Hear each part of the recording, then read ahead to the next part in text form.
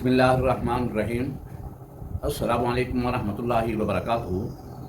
नाज़रीन, मैंने अपनी गुज़श्ता वीडियो के अंदर एक बात कही थी कि सरकारी मुलाज़मीन कोई बहुत ज़्यादा तनख्वाहों के अंदर इजाफ़े की उम्मीद ना रखें। यकीनन आप लोग ये सुनकर हैरान हुए हों या मायूस हुए हों, तो मायूस होने की कोई ऐसी बात नहीं है कि यकीनन कुछ न कुछ तो तनख्वाहों के अंदर इजाफ़ा ज़रूर होगा, लेकिन यकीनन आपकी तवक्कुआत के मुताबिक खातिर ख़्वाह महंगाई के तनासब से इजाफ़ा बिल्कुल गवर्नमेंट नहीं करेगी। उसकी वजह यह है कि मौजूदा जो हुकूमत है, ख़ास तौर पर इनको अजीज़ वो लोग हैं या वो ताकतें हैं, वो क़ुव्वतें और पावर्स हैं जिनके बलबूते पर ये हुकूमत कर रहे हैं। वो ये समझते हैं कि अवाम या आम जो सरकारी मुलाजमीन हैं उनकी हुकूमत को बरकरार रखने में या हुकूमत दिलाने में उनका कोई किरदार नहीं है, क्योंकि हमारे मुल्क के अंदर, पाकिस्तान के अंदर ख़ास तौर पर हुकूमतों का जो इंतखाब या आती हैं या जाती हैं, हुकूमतों का आना जाना जो है, ये वोटों की वजह से नहीं है या वोटों के साथ नहीं है, बल्कि कुछ हिडन ऐसी ताकतें हैं जो ख़ास लोगों को या ख़ास जमातों को इक़्तिदार में लाती हैं, और फिर इक़्तिदार में आने के बाद वो जमात और वो अफराद मोहताज होते हैं उन लोगों के जो कि उनकी हुकूमत को बरकरार रखें और उनकी हुकूमत को चलता रहने दें। इसलिए वो लोग हुकूमत के लिए ज़्यादा अहम हैं बनिस्बत आम सरकारी मुलाजमीन के या अवाम के। इसलिए आपने देखा होगा कि गुज़श्ता तकरीबन 2-3 साल से, चूँकि ये हुकूमत जो है ये भी इससे पहले जो निगरान हुकूमत थी उसका ही तसलसल है। इन 2-3 सालों के अंदर इस हुकूमत ने उन मुक़्तदरा और ताकतवर ताकतों को खूब नवाजा है। आप देखते हैं कि जो MNA MPA हैं उनकी तनख्वाहों के अंदर कई 100 गुना इजाफा किया गया है। आप देखते हैं कि ब्यूरोक्रेसी जिसने इस हुकूमत के लिए डंडा चलाना है और आवाम को दबा के रखना है और आम सरकारी मुलाजमीन से अपने हुक्म को मनवाना है और अपनी ताकत का आम सरकारी मुलाजमीन के ज़रिए इस्तेमाल करना है, उनको खूब नवाजा है, आम सरकारी मुलाजमीन को नहीं।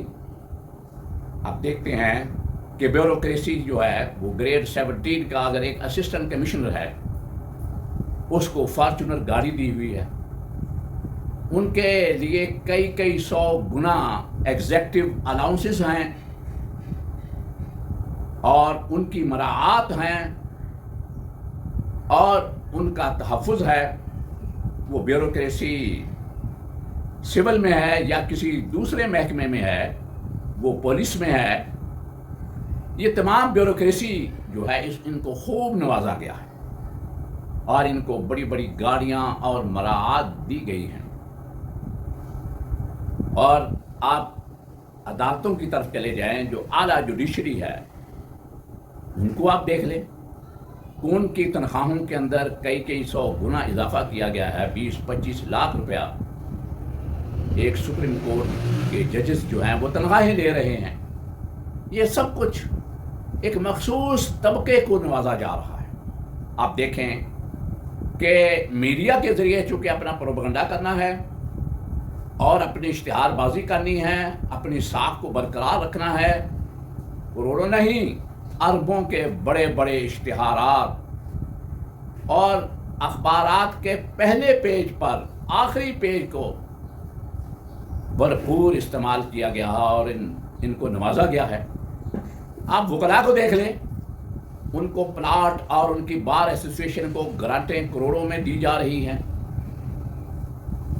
इसी तरह मैं किस महकमे को गिनवाऊं لیکن جب بات آتی ہے عوام کی، آپ دیکھتے ہیں کہ کسان کا کیا حال ہوا، ان بیچاروں کی فصلوں کی جو قیمت ہے وہ کوڑیوں کے بعد کرتی گئی۔ گندم دیکھیں، اپنی عوام کی، اپنے ملک کی جو گندم ہے اس کی قیمت گرانے کے لیے بیرون ملک سے گندم امپورٹ کر لی گئی اور زمیندار کو بالکل بے یار و مددگار کر دیا گیا۔ اس قابل بھی وہ بیچارے نہ رہے کہ آئندہ سال وہ اپنی فصل بیچ سکیں۔ یہ سب کچھ ہو رہا ہے کیوں؟ کہ وہ یہ سمجھتے ہیں کہ ہمیں لانے والے لوگ یہ نہیں ہیں، ہمیں بچانے والے لوگ یہ نہیں ہیں، ہماری حکومت کو برقرار رکھنے والے یہ لوگ نہیں ہیں۔ وہ صرف ان کو نوازا جا رہا ہے جو ان کو لائے ہیں، ان کو بچا رہے ہیں، ان کو چلا رہے ہیں۔ اب بجٹ 10 جون کو پیش ہو رہا ہے، آپ دیکھیں کہ عوام کا کچومبر نکلنے والا ہے۔ عوام پر جو ٹیکسز ہیں ان کی برمار ہونے والی ہے، اور نام آئی ایم ایف کا لیتے ہیں۔ آئی ایم ایف کو اس سے کوئی غرض نہیں ہے آپ کوئی ٹیکس لگائیں یا نہ لگائیں۔ ان کو غرض یہ ہے کہ آپ کا بجٹ اور آپ کے اخراجات جو ہیں وہ اپنی آمدن کے مطابق ہونے چاہیے۔ اگر آپ بیرون ملک سے، ورلڈ بینک سے گرانٹیں لیتے ہیں، قرضے لیتے ہیں، تو آپ نے وہ قرضے کہاں سے ادا کرنے ہیں؟ کیا آپ کی آمدن اتنی ہے؟ اخراجات کہیں سے بہت زیادہ تو نہیں ہیں؟ اس لیے اپنے اخراجات تو انہوں نے پہلے ہی بڑھا لیے ہیں اور بجٹ کے اندر وہ شامل ہیں۔ اب جو غریب عام مزدور، عام بیچارہ سرکاری ملازم ہے، وہ بیچارہ پس رہا ہے اور وہ اس حکومت کے ہاتھوں بیزار ہے۔